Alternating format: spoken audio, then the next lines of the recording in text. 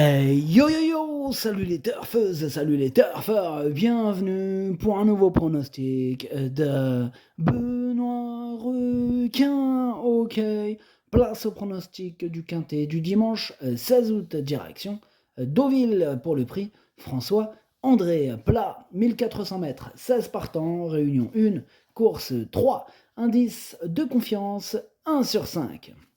Petit retour sur le quintet de ce vendredi. Dans mon pronostic, je vous ai donné le tiercé dans l'ordre. Et cette vidéo, j'attends avant l'arrivée du quintet de ce samedi. Et je reviendrai dessus demain.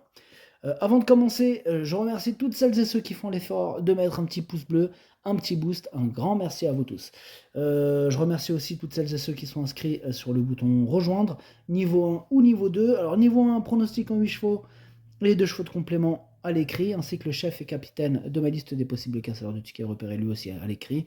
Et le niveau 2, bouton rejoindre, stratégie quintet qui donne accès à tous mes tickets pour la course du quintet. Et bienvenue à toutes celles et ceux qui veulent rejoindre notre équipe.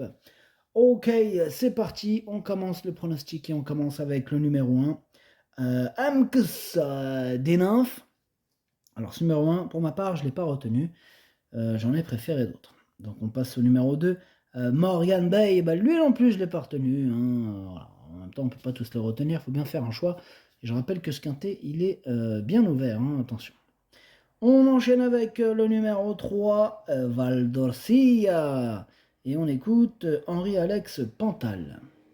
Val d'Orcia est dans un bel état de forme. Après 2 tentatives sur le mile à ce niveau de compétition, on revient sur une distance qui devrait plus être à sa convenance. Ok, en espérant que cette fois-ci ça se passe bien. En tout cas, voilà, moi ce numéro 3, je lui ai fait une petite place dans mon pronostic en bout de combinaison. On enchaîne avec le numéro 4, Omicron. Alors lui, par contre, ce numéro 4, je ne l'ai pas retenu. Mais il est quand même en plein milieu de ma petite liste des possibles troubles faites. On enchaîne avec le numéro 5, pardon, Zakocha. On écoute Gérald Mossé. Zakocha, beaucoup de vitesse et sera associé à Christophe Lemaître. Elle est très facile à monter et devrait pouvoir bien se comporter. Ah, il m'embête ce numéro 5 là, Zakocha. Ah, il m'embête. Ah ouais, c'est celui qui m'embête le plus. C'est lui mon gros regret. C'est lui mon cheval de complément en cas de non partant. Attention, possible cassage en vue. On passe au numéro 6, Salala. Et on écoute Jérôme Andreu. Écoutez, Salala, il répond toujours présent et ses dernières performances sont excellentes. Je pense que Salala, elle a la pointure dans tel lot en valeur 37. Et Salalah mérite de trouver son jour à ce niveau. Écoutez, Salalah retrouve maintenant un parcours sur lequel elle s'est déjà distinguée l'été dernier. Salalah est resté en pleine forme. Salalah se présente avec de légitimes ambitions. Et j'attends encore une très bonne performance de Salalah. Ça, qui me plaît beaucoup évidemment, qu'on ne présente plus à ce niveau, elle a déjà fait ses preuves. Voilà, moi, c'est un coup de cœur, ce numéro 6, Salala, que j'ai mis deuxième. On passe au numéro 7, Like Lindy, et on écoute Louis Baudron. Like Lindy tente sa chance car c'est une course réservée aux femelles, et nous avons 5 livres d'avantage sur les concurrentes plus âgées. Sa valeur a un peu baissé, on réessaye. Elle courait bien en dernier lieu, mais c'était au niveau réclamé. C'est difficile d'être trop confiant car nous sommes un peu entre deux avec elle. Elle peut prendre une place. Elle peut prendre une place et je le pense aussi. Moi, je l'ai gardé dans mon pronos numéro 7. Attention, faut pas le sous-estimer ce numéro 7, Like Lindy, que j'ai gardé en toute fin de combinaison. On passe au numéro 8, The Shadow, et on écoute Nicolas Collery. The Shadow répond toujours présent. Bon, j'aurais certes préféré la voir s'imposer lors de ses dernières sorties, mais elle a confirmé sa compétitivité à cette valeur. Elle est restée en très bonne condition, et le parcours rectiligne ne devrait nullement la déranger. Dans ces conditions, j'en attends une belle performance. Eh bien, j'en attends même une excellente performance, car c'est tout simplement lui mon préféré. On passe au numéro 9, Nelly Donado. Alors ce numéro 9, je ne l'ai pas retenu dans mon prono, mais attention, c'est quand même lui, le chef et le capitaine de ma petite liste des possibles casseurs de tickets repérés. Attention. On enchaîne avec le numéro 10, Alabama Moon. Et ce numéro 10 est un regret. C'est mon deuxième cheval de complément en cas de non partant. On enchaîne avec le numéro 11, Héroïste, et on n'aura pas les commentaires de l'entraîneur, c'est Francis-Henri Graffard, qui est parti pêcher avec Captain Ian Barber. Bref, amusez-vous bien. Écoutez, ce numéro 11, je l'ai gardé dans mon prono, je l'ai mis exactement 6e. On passe au numéro 12, Prémonition. Ce numéro 12, je ne l'ai pas retenu, mais il est à l'arrière de ma petite liste des possibles troubles fêtes. On enchaîne avec le numéro 13, Alma Mater. Ce numéro 13, je ne l'ai pas retenu. Voilà, j'en ai préféré d'autres. On passe au numéro 14, Dark Zell, et on écoute Nicolas Collery.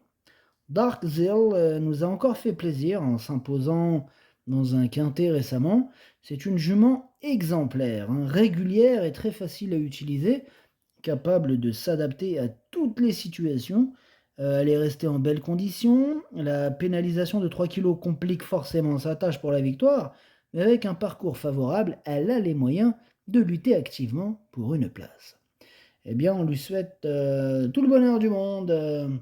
Enfin bref, ce numéro 14, moi je le vois jouer les bons rôles de ce quintet. Je l'ai mis carrément sur le podium, 3e. Voilà, donc attention à ce numéro 14 qui peut faire mal.